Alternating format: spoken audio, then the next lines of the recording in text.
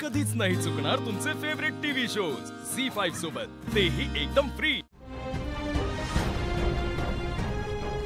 फक्त तू एकटी खरी, बाकी सगळे खोटे। चारू, श्रीनिवासने जेव्हा मला सांगितलं की त्याच्या हातून असं काहीतरी घडलंय, तेव्हाच मी ओळखलं होतं की तू खोटं बोलतेस। आणि म्हणून मी तुला प्रेग्नन्सी टेस्ट करायला पाठवलं, तर तू तिथेही सगळ्यांना पैसे देऊन सगळ्या गोष्टी मॅनेज केल्यास। श्रीनिवासवर तुझं प्रेम आहे म्हणतेस ना तू? मग हे असं प्रेम?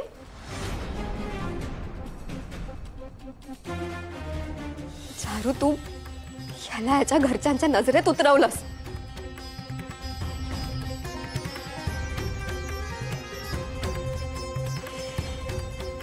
दादांच्या संस्कारांवर आरोप झाले आणि तुझ्यामुळे चारू, या देवासारख्या माणसाने गुडघ्यावर बसून त्यांनी न केलेल्या गुन्ह्याची माफी मागितली।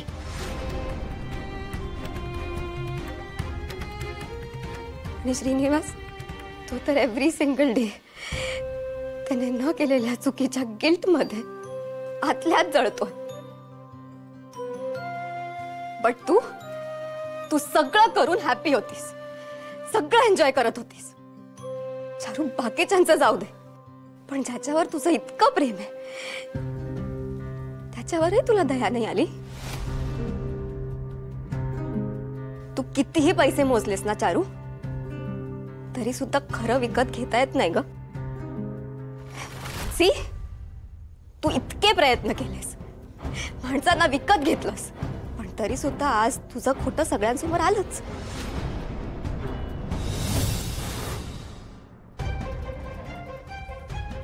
हे तू चांगलं नाही केलंस चारू। इतके दिवस मी कसा जगलोय हे फक्त माझं मलाच माहिती।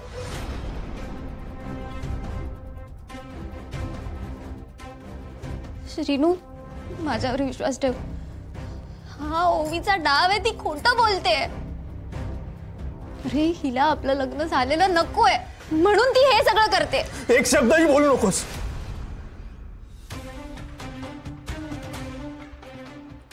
तुझा खोटेपणा सगळ्यांसमोर आला तर माफी मागायची सोडून तू ओवीलाच बोलतेस, तिच्यावर आरोप करतेस। बघ, माझ्या बरोबर जे काय झालं ना ते झालं, पण त्यामुळे आदमा मला जो त्रास झाला, त्याला जे सहन करावं लागलं, त्याला जे ऐकून घ्यावं लागलं, नाही, त्याच्यासाठी मी तुला कधीच माफ करू शकत नाही। तुझी माफी मागायची सुद्धा लायकी नाहीये।